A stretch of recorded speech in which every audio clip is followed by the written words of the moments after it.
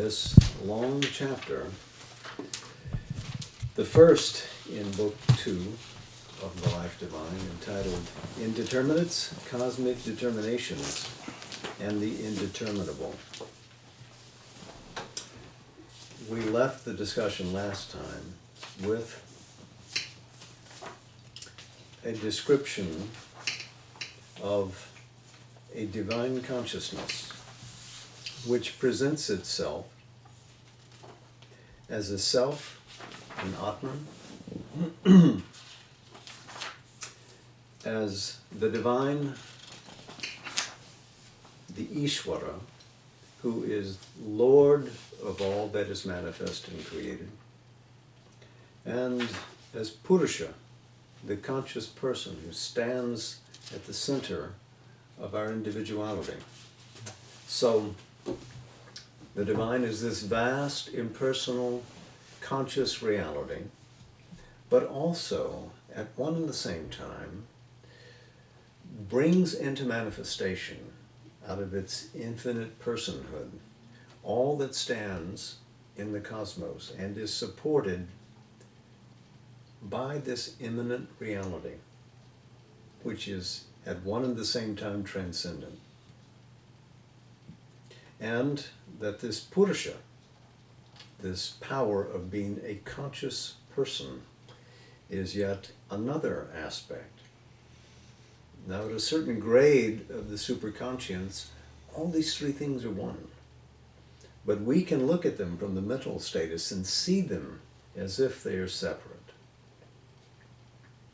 So here, Sri Aurobindo will pick up this argument and next begin to describe what is the divine's process of self-determination. The idea of determination is that out of this infinite and full being can come a self-demarcation that the divine can define itself, limit its infinity in a particular form or numberless forms, station itself in each, and so determine itself. Does what is undetermined and indeterminable then accept constriction? Is it bound by what it determines? Are its determinations an enslavement to it, or is it ever free? Sri Aurobindo will address that in these next few pages.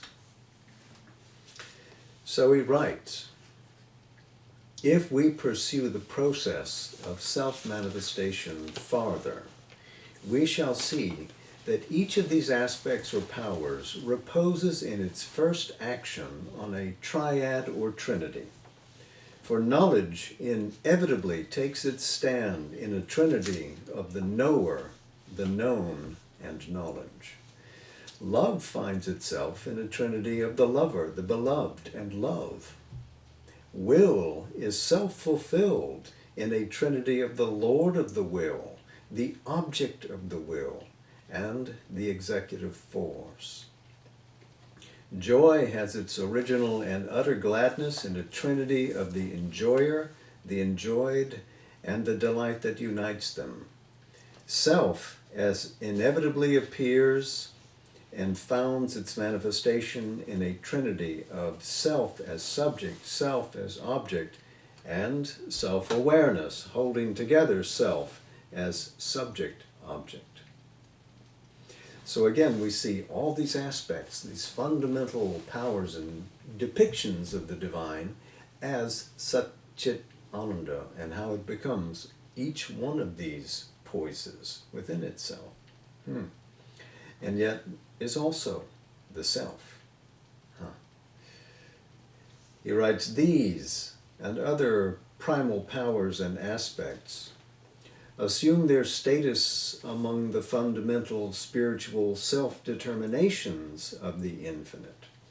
All others are determinates of the fundamental spiritual determinates, significant relations, significant powers, significant forms of being, consciousness, force, delight, energies, conditions, ways, lines of the truth process of the consciousness force of the eternal, imperatives, possibilities, actualities of its manifestation. This, in other words, is not an exhaustive list. Sri Aurobindo says these are capital forces and aspects of this supreme divine. Other determinations flow from these original determinations. So first it determines, I am a self, I am a Lord, I am a conscious witness. And then other stations of being flow from that. Because it says this, because it defines itself as this, then other determinations become possible and are ordered within it. If it says that I am Sat, I am an existent, then Satya, truth, flows from it. And the knowledge that is inherent in that would arrange itself in this triplicity. I am the knower. I am that which is known. I am the knowledge which unites. And so, through every phase of being. Note, too, that when he's discussing of Satchit Ananda here, it is not Chit alone, not simply consciousness, but Chit Shakti. It is a power in consciousness. And indeed, it is the power in consciousness which is the secret force that manifests the universe. So we see this systematic distribution of a becoming that arises from pure being. First it says, I am this, I am that, and then all things flow from it. All this deploying of powers and possibilities and their inherent consequences is held together by supermind cognition in an intimate oneness. It keeps them founded consciously on the original truth and maintained in the harmony of the truths they manifest and are in their nature. So we're seeing again this defined at a superconscient level. Satchit Ananda or Satchit Shakti and Ananda. Then stabilize themselves in a coherent manifestation in this supramental cognition. And there, oneness. Even in diversity, oneness reigns. There is here no imposition of imaginations, no arbitrary creation, neither is there any division, fragmentation, irreconcilable contrariety, or disparateness.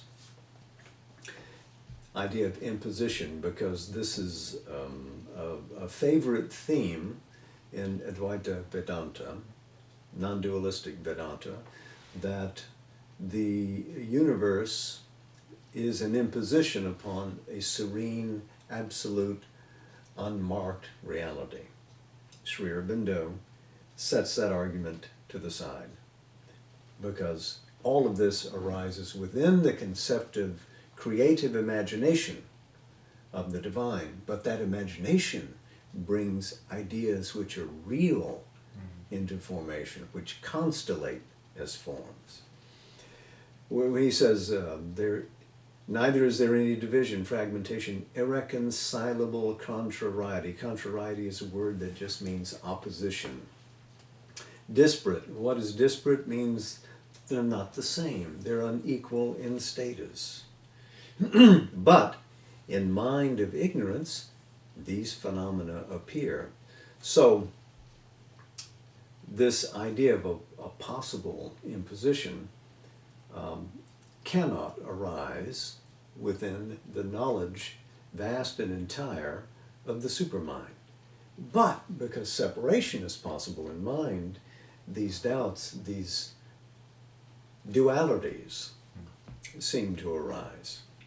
These phenomena appear, for there a limited consciousness sees and deals with everything as if all were separate objects of cognition or separate existences.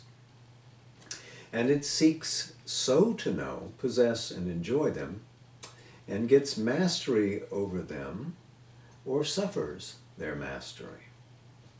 But behind its ignorance, What the soul in it is seeking for is the reality, the truth, the consciousness, the power, the delight by which they exist. The mind has to learn to awaken to this true seeking and true knowledge veiled within itself, to the reality from which all things hold their truth, to the consciousness of which all consciousnesses are entities, to the power from which all get what force of being they have within them, to the delight of which all delights are partial figures. So this soul, which is seated from above, from that Satchitananda, here knows what it's doing. It's seeking for the secret behind each formation, which seems to be a diminution of that reality, which seems to be a disguised figure or even a distortion of that, a limitation, an opposite even. It is looking for what is real in substance of being, in movement of consciousness or hidden consciousness, in fullness or limitation of experience. What is the aesthesis behind it? What is the sap of the experience offering us? Where is the lost beauty here? So the mind must waken to the soul's demand as it searches for what is hidden in each experience. The soul knows what it's looking for, but the mind is perplexed. The mind cannot be the arbiter of truth. This limitation of consciousness and this awakening to the integrality of consciousness are also a process of self-manifestation, are a self-determination of the spirit. Even when contrary to the truth in their appearances, the things of the limited consciousness have in their deeper sense and reality a divine significance.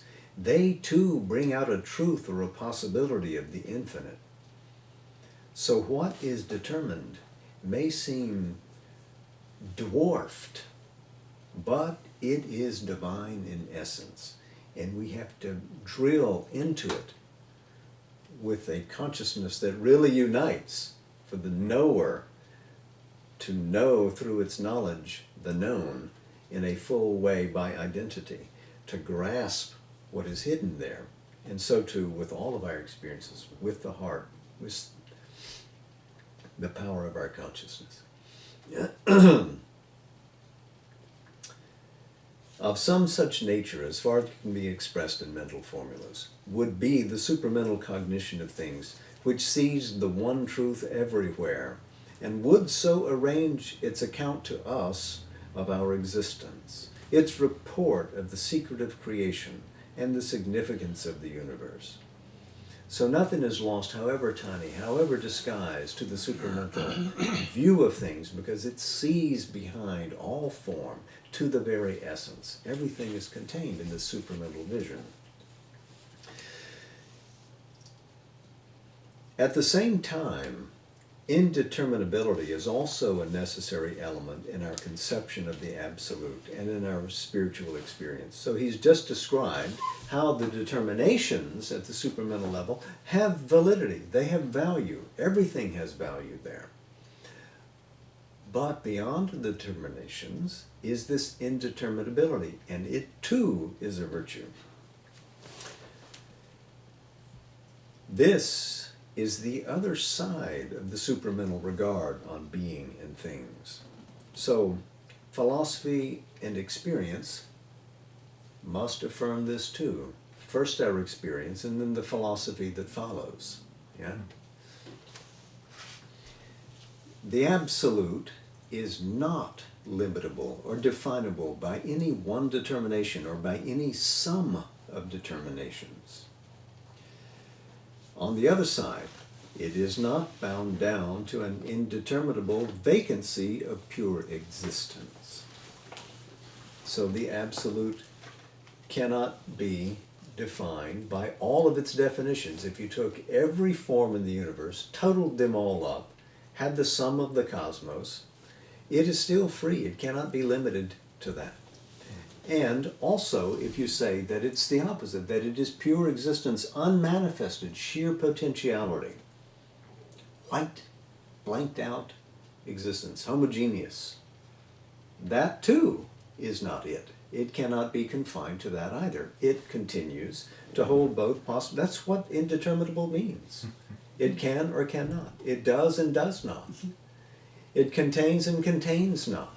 It is and is not. It's wonderful. On the contrary, it is the source of all determinations. Its indeterminability is the natural, the necessary condition both of its infinity of being and its infinity of power of being. It can be infinitely all things because it is no thing in particular and exceeds any definable totality. It is this essential indeterminability of the Absolute that translates itself into our consciousness through the fundamental negating positives of our spiritual experience, the immobile, immutable self, the Nirguna Brahman, the eternal without qualities, the pure, featureless one existence, the impersonal, the silence, void of activities, the non-being, the ineffable, and the unknowable. Description of the Atman, or that which is vacant. Ineffable, by the way, means can't be spoken, means indescribable. So this is, as he says, the negating positives of this spiritual experience. It is a liberating experience, but on the other side, it is the essence and source of all determinations, and this dynamic essentiality manifests to us through the fundamental affirming positives in which the Absolute equally meets us. For it is the Self that becomes all things, the Saguna Brahman, the eternal with infinite qualities, the one who is the many, the infinite person who is the source and foundation of all persons and personalities, the Lord of creation, the Word, the master of all works and action. It is that which, being known, all is known. These affirmatives correspond to those negatives. So within this is a wide description of a Brahman which contains an impersonality and a personality. This is a description of the Ishvara, the Lord, of the Purushottama, the ultimate person, who is both the intangible and the tangible, both above in the transcendence, stationed here in the cosmos, and minutely stationed in the heart of all beings. And all of these ideas reference Advaita Vedanta, Upanishadic philosophy and vision, and that masterful map of the cosmos, which is the Bhagavad Gita. For, he continues, it is not possible in a supramental cognition to split asunder the two sides of the one existence. Even to speak of them as sides is excessive, for they are in each other. Their coexistence, or one existence, is eternal, and their powers sustaining each other found the self-manifestation of the infinite. All of these play and mutually support each other in both the static beyondness of the Absolute and in its rich investment in a moving and evolving cosmos. But neither is the separate cognition of them entirely an illusion or a complete error of the ignorance. This too has its validity for spiritual experience. So we'll see that the silent sage is right in saying, this is true, and I sit in that alone. For these primary aspects of the Absolute are fundamental spiritual determinants or indeterminates, answering at this spiritual end or beginning to the general determinants or generic indeterminates of the material end or inconscient beginning of the descending and ascending manifestation. So what is true at the base, at the bottom, at the incipience of matter is also true at the heights. We'll see more. So here he's discovering, when he's talking about the primary aspects, again, Atman, Ishvara, Purusha. Those that seem to us negative carry in them the freedom of the infinite from limitation by its own determinations. Their realization disengages the spirit within, liberates us, and enables us to participate in this supremacy. So because we can reach inside and find these, we can gain freedom from the limitation to the form that we inhabit and occupy. By the way, this idea of Atman, Ishvara, Purusha, or Brahman, etc., we'll find with us very much in the next chapter, which is perhaps the longest in the book. We'll be in it for about 2 months. I'll come back to that, of course. Thus, once we pass into or through the experience of immutable self, we are no longer bound and limited in the inner status of our being by the determinations and creations of nature.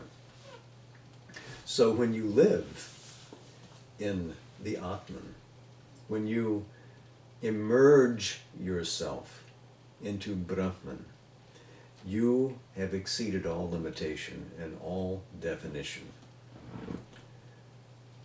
The determinations of nature no longer have a grip upon you if you have focused your attention upon them and become lost in their entanglements. When you reach that status of Atman awareness, Brahman awareness, you become free. All that falls away. You know yourself only to be that oceanic being. That is real. On the other, the dynamic side, this original freedom enables the consciousness to create a world of determinations without being bound by it. It enables it also to withdraw from what it has created and recreate in a higher truth formula. So here we have truth in the creative power which is unshackled.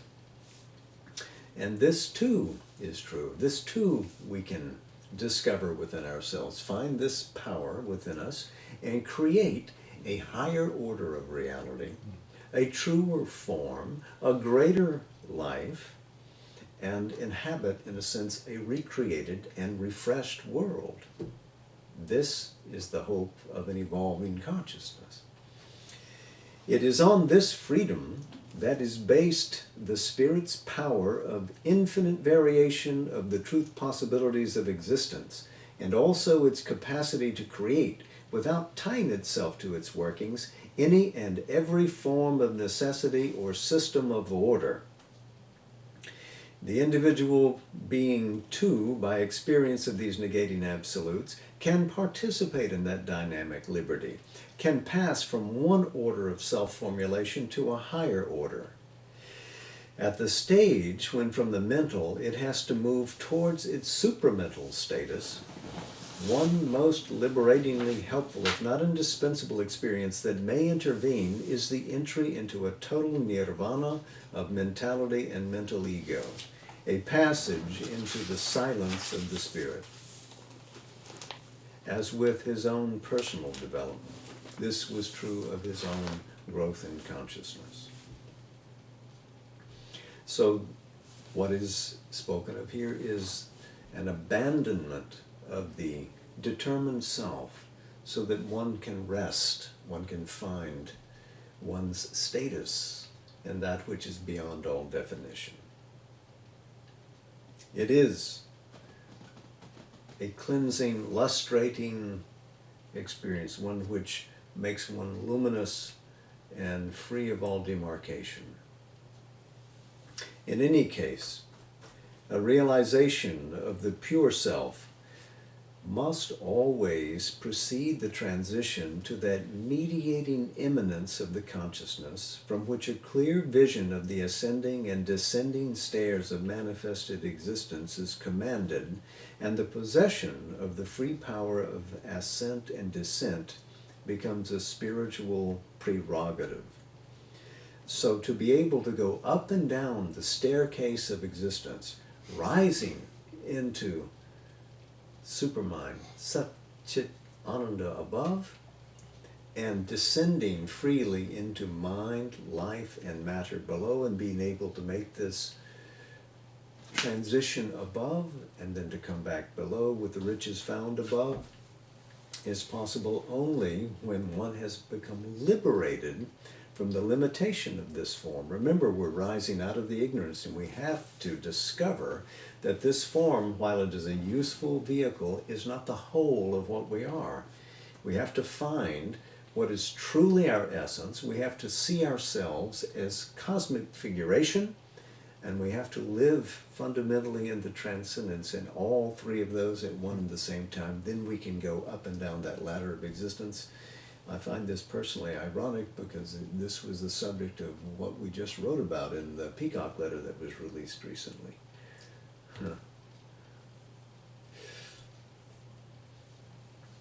Eminence, by the way, a word from eminere, to project from, to project from. So what is this projectile? Rising above. An eminence is that which is risen above. An independent completeness of identity with each of the primal aspects and powers, not narrowing, as in the mind, into a soul-engrossing experience, seeming to be final and integral, for that would be incompatible with the realization of the unity of all aspects and powers of existence, is a capacity inherent in consciousness in the infinite. That indeed is the base and justification of the overmind cognition and its will to carry each aspect, each power, each possibility to its independent fullness. But the supermind keeps always and in every status or condition the spiritual realization of the unity of all. The intimate presence of that unity is there even within the completest grasp of each thing, each state given its whole delight of itself, power, and value. There is thus no losing sight of the affirmative aspects even when there is the full acceptance of the truth of the negative.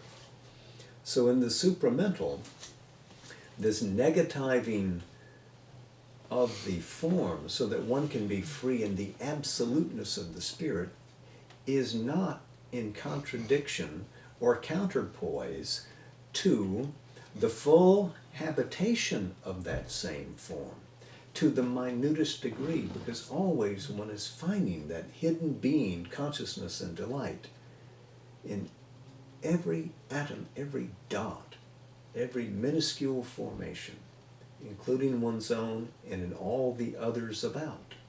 So, this is true and absolute in the supramental consciousness. Now he contrasts it. The overmind keeps still the sense of this underlying unity. That is for it the secure base of the independent experience. Remember, the overmind is taking this diversity and supporting them all because it sees it all in a unified vision. It does not have that power of enforcement which is present in supermind, though. And so, in a sense, gets away from it. In mind, the knowledge of the unity of all aspects is lost on the surface. The consciousness is plunged into engrossing, exclusive, separate affirmations.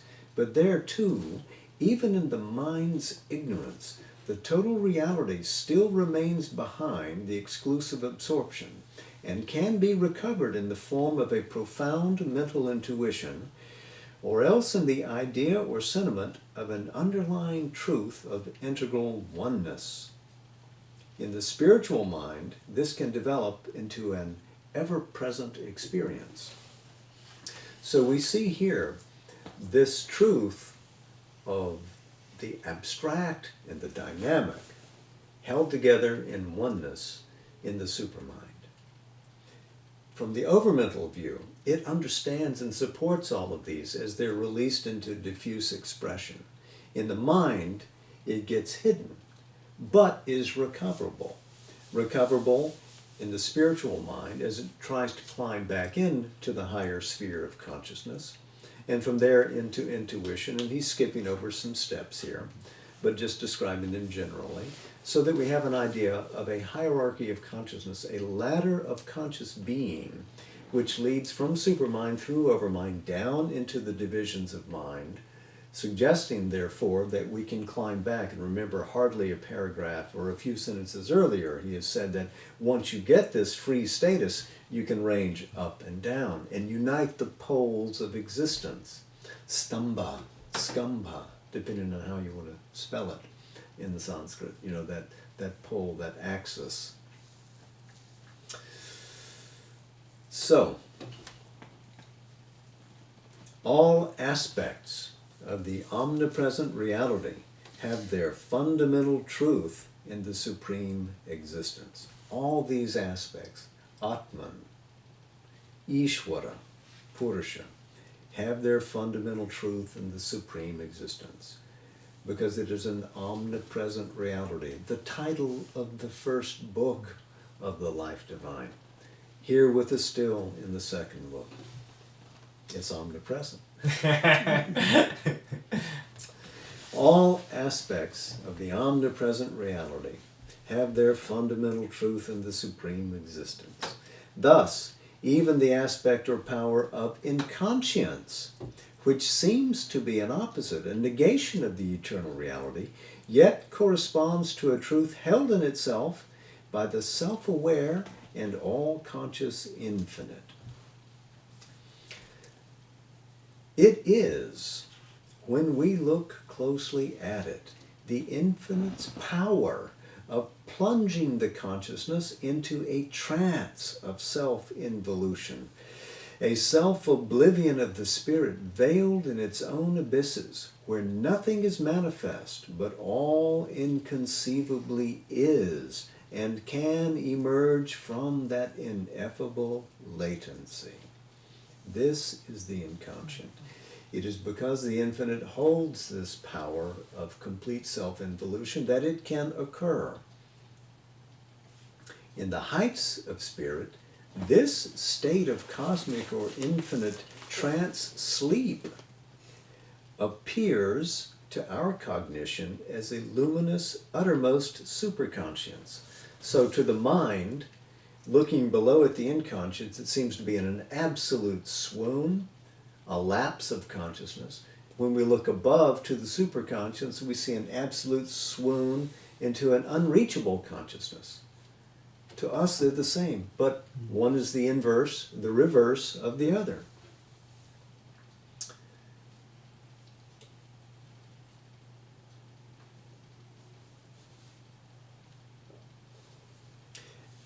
At the other end of being, it offers itself to cognition as the spirit's potency of presenting to itself the opposites of its own truths of being, an abyss of non-existence, a profound night of inconscience, a fathomless swoon of insensibility from which yet all forms of being, consciousness, and delight of existence can manifest themselves.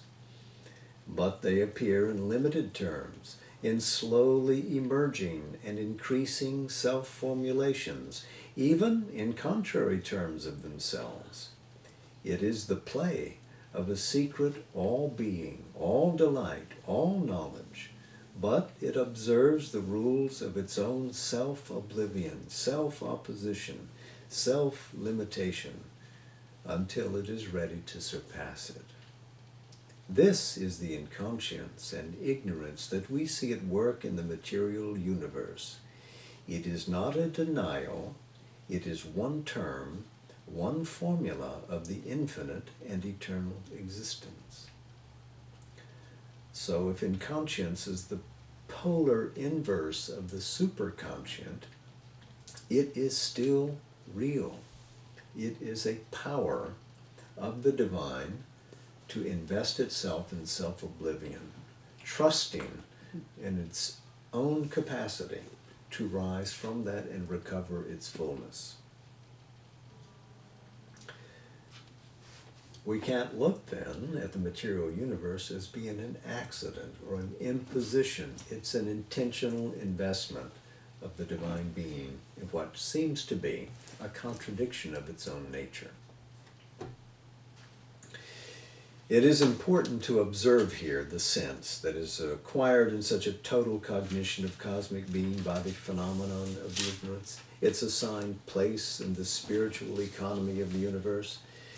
If all that we experience were an imposition, an unreal creation in the absolute, both cosmic and individual existence would be in their very nature an ignorance. This is Shankara.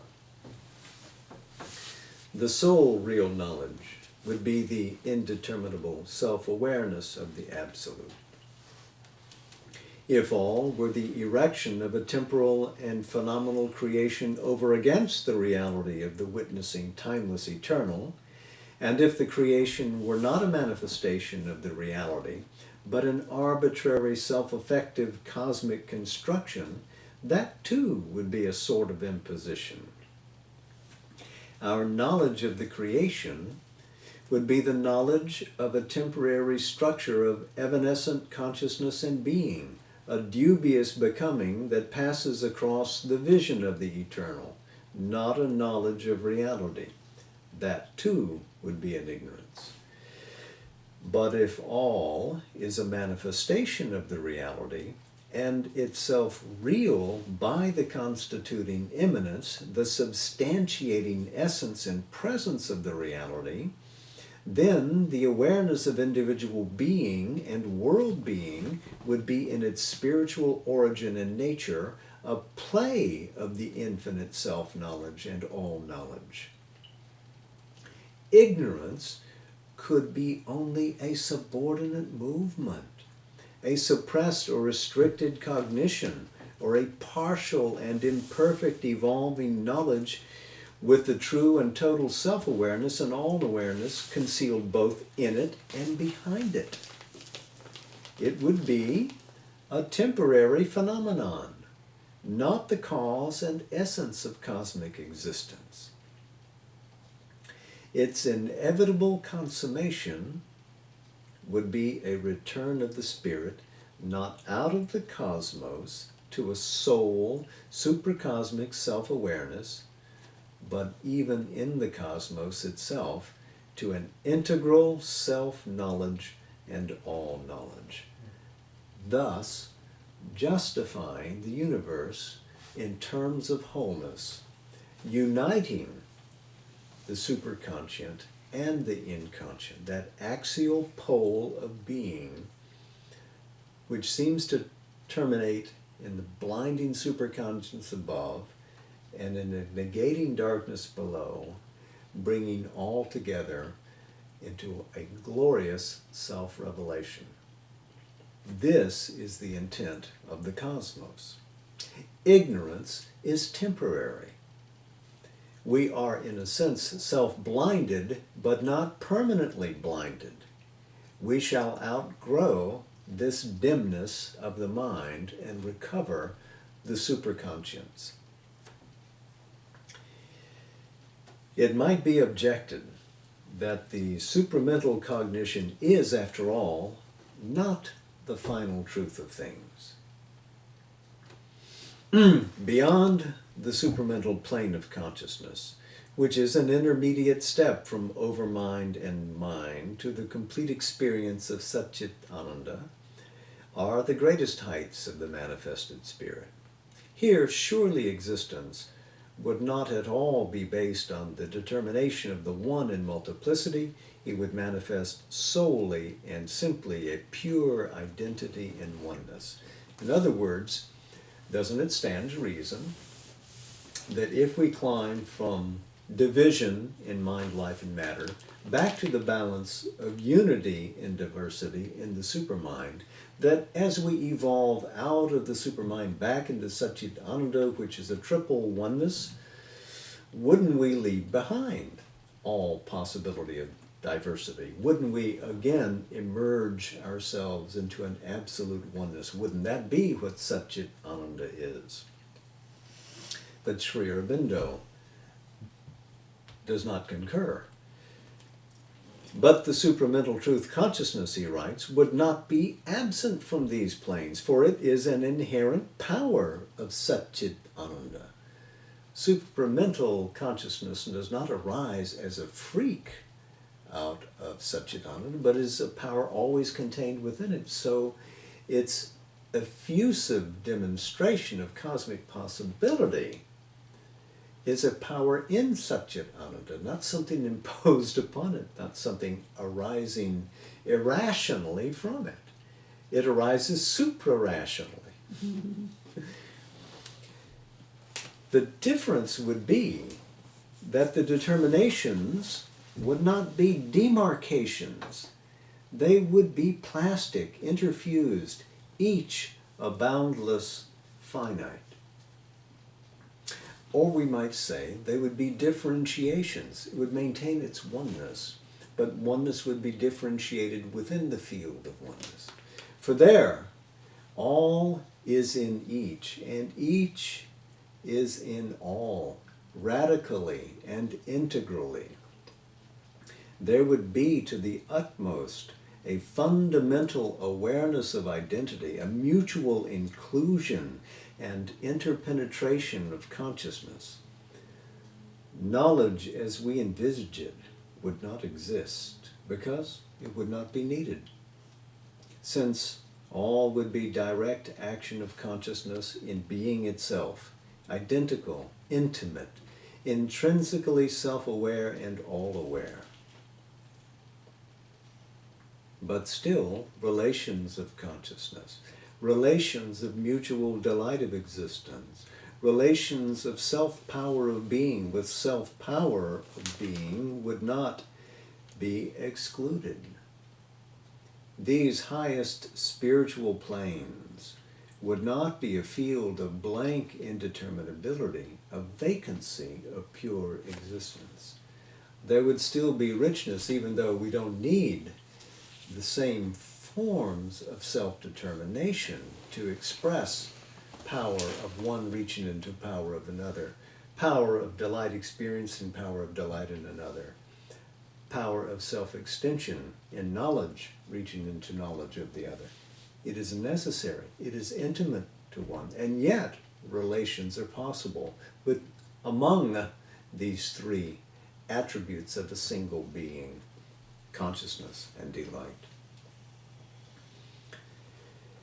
It might be said again that even so, in Satchit Ananda itself at least, above all worlds of manifestation, there could be nothing but the self-awareness of pure existence and consciousness and a pure delight of existence.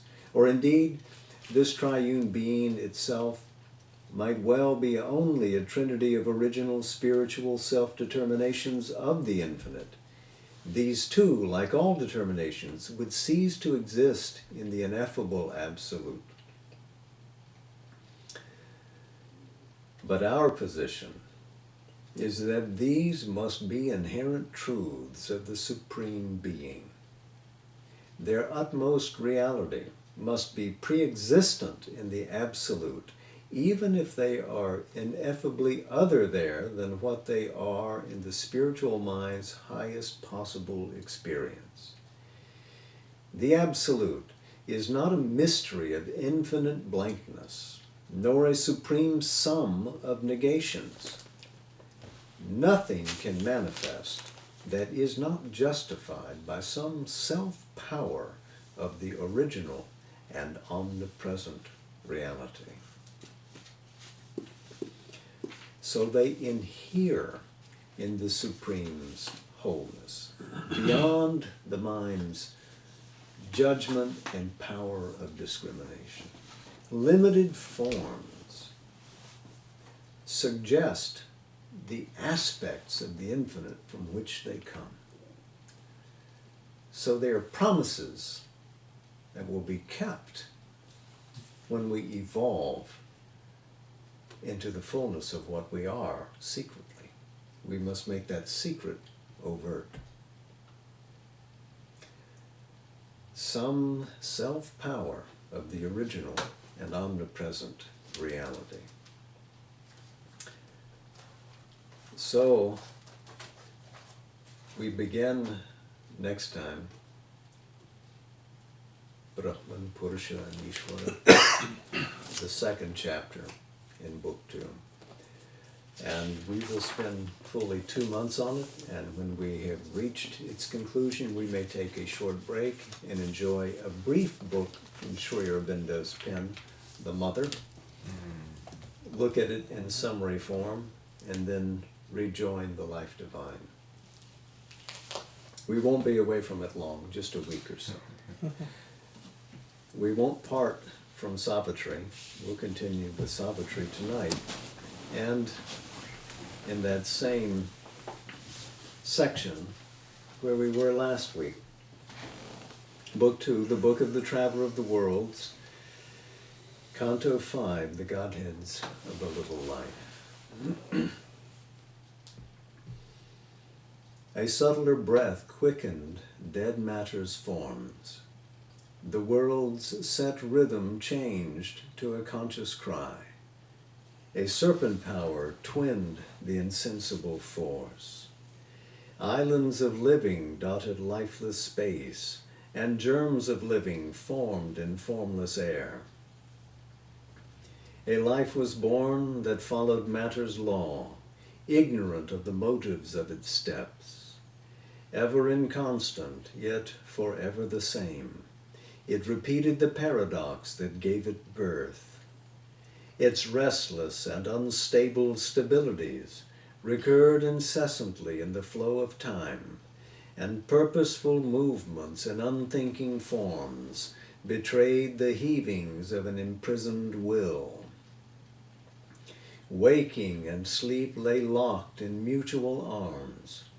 Helpless and indistinct came pleasure and pain, trembling with the first faint thrills of a world soul.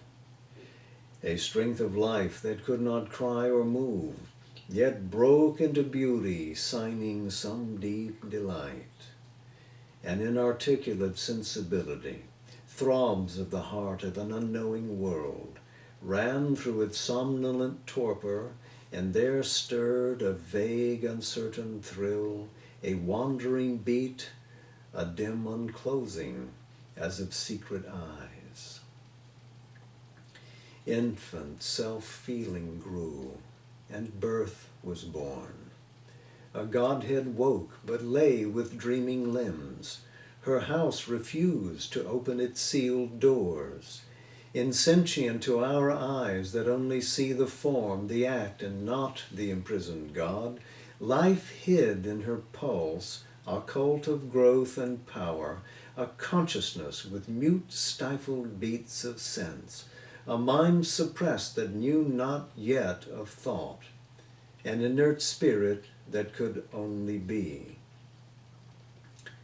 At first she raised no voice, no motion dared. Charged with world power, instinct with living force, only she clung with her roots to the safe earth, thrilled dumbly to the shocks of ray and breeze, and put out tendril fingers of desire. The strength in her yearning for sun and light felt not the embrace that made her breathe and live. Absorbed, she dreamed content with beauty and hue. At last, the charmed immensity looked forth. Astir, vibrant, hungering, she groped for mind. Then slowly sense quivered and thought peered out. She forced the reluctant mold to grow aware. The magic was chiseled of a conscious form. its tranced vibrations rhythmed a quick response, and luminous stirrings prompted brain and nerve, awoke in matter, spirit's identity, and in a body lit the miracle of the heart's love and the soul's witness gaze.